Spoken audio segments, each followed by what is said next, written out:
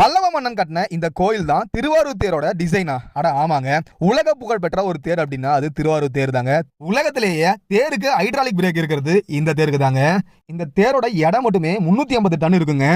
இப்படி பல சிறப்புகள் வாய்ந்தது தாங்க திருவாரூர் ஆழித்தேர். இந்த திருவாரூர் ஆழித்தேரை நீங்க கழுகு பாறையில, அதாவது ட்ரோன் பாறையில பாத்தீங்கன்னா ஒரு அற்புதமான டிசைன்ல காட்சியளிக்கும். அந்த டிசைனை அப்படியே வச்சுட்டு நீங்க விழுப்புரம் மாவட்டம் செஞ்சி வட்டத்துக்கு உட்பட்ட பனமலை அப்படின்ற ஊருக்கு வாங்க. இந்த ஊர்ல பல்லவ மன்னன் 2ஆம் நரசிம்மவர்மன், இவரை ராஜசிம்மன் அப்படின்னு சொல்லி அழைப்பாங்க.